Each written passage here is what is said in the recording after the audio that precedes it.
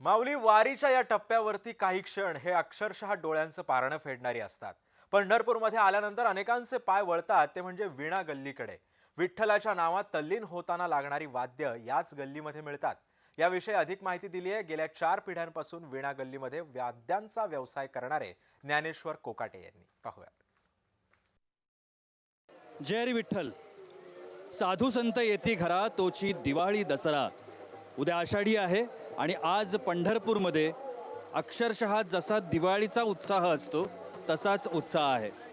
यावर्षी रविवारी आषाढी येते आणि त्यामुळे पंढरपूरमध्ये नेहमीच्या आषाढी एकादशीच्या गर्दीपेक्षा 4 पट गर्दी असं म्हणायला काहीच हरकत नाही। आणि त्यामुळे इथलं जे अर्थकारण आहे हे अर्थकारण सुद्धा वेगात होत आहे। आत्ता मी ज्या दुकानामध्ये उभा आहे हे वीणा गल्लीतलं दुकान आहे आणि वीणा गल्लीमध्ये माझ्यासोबत जे आता आहेत ज्ञानेश्वर कोकाटे, हे गेल्या अनेक वर्षांपासून या ठिकाणी वाद्यांचा व्यवसाय करतात। आपण स्वागत करूया। ज्ञानेश्वरजी, स्वागत आहे तुमचं जय महाराष्ट्रमध्ये। याहीपेक्षा दरवर्षीपेक्षा यावर्षी जास्त गर्दी दिसते आणि तुम्ही त्यामुळे खूप बिझी आहात, पण तरीसुद्धा तुम्ही वेळ दिलाय। मला पहिल्यांदा सांगा की वारकरी संप्रदायाकरता लागणारं काय काय साहित्य आत्ता आपल्याकडे उपलब्ध आहे? मी ज्ञानेश्वर नामदेव कोकाटे, पंढरपूर विणेवाले। गेले 4 पिढ्यापासून आजोबा, वडील, आम्ही आणि आत्ता मी चौघं 4 पिढ्यांचा आमची विण्याचा व्यवसाय आहे। ह्या वारीकरता आम्ही सर्व कुटुंब, भाऊबंद 1 वर्ष झालं हे विणे तयार करण्याचा धंदा करतो। त्यामध्ये पकवाज असतील, तबला असतील, डग्गा असतील, सगळ्या तऱ्हेच्या सगळ्या वस्तू ज्या भजनाला लागतात त्या आम्ही तयार करतो। आणि ह्या वर्षी पाऊस चांगला झाला आहे आणि सुट्टीचा दिवस आला आहे, त्यामुळे वारी चांगली भरल या आनंदात आम्ही आहोत। मला एक थोडासा तांत्रिक प्रश्न आपण म्हणूया की समजा वीणा खरेदी करायची आहे मला आणि मला त्यातलं तसं माहीत नाही आहे फारसं, तर काय बघितलं गेलं पाहिजे?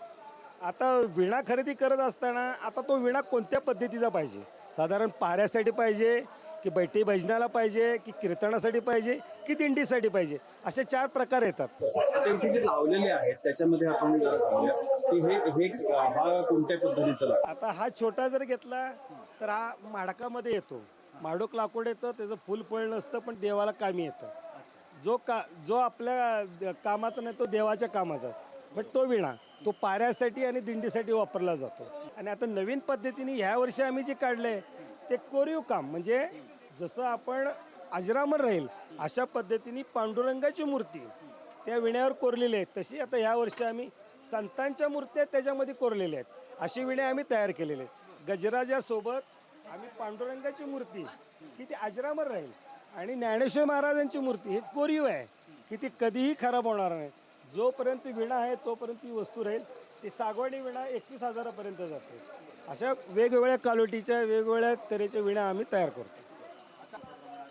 तबला जो आहे तो कीर्तनामध्ये वाजवला जात नाही, तो संगीतामध्ये वाजवला जातो, संगीत भजनामध्ये वाजवला जातो, बैठकी भजनाला वाजवलं।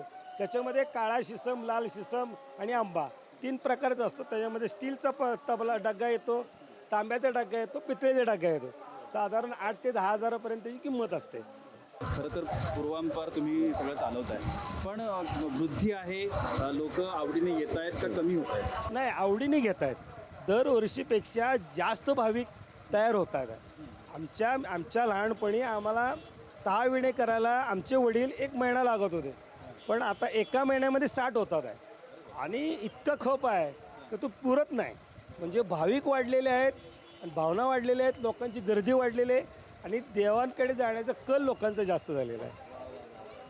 त्याच्यामुळे या वीणा गल्लीमध्ये जर तुम्ही पंढरपूरच्या कधी आलात तर ज्ञानेश्वर कोकाटे आहेत, त्यांच्या दुकानाला या, नक्की भेट द्या। एक साधं दुकान आहे पण पूर्वापार आणि याची परंपरा जपणारं, वारकरी संप्रदायाशी कनेक्ट असणारं अशा पद्धतीचं हा व्यवसाय आहे। आणि मी असं म्हणेन की हा नुसता व्यवसाय नाही, तर त्यांची श्रद्धा पण आहे, भक्ती पण आहे। आणि पांडुरंगाच्या मंदिराच्या म्हणजे विठ्ठल मंदिर जे आहे त्याच्या अगदी लागून असलेली ही वीणा गल्ली आहे, तर तिथेच हे जे सगळं दुकान आहे हे तुम्हाला दिसेल। कॅमेरामन नित्यानंद नाईकसह मी प्रशांत सागवेकर, जय महाराष्ट्रसाठी पंढरपूरमधून।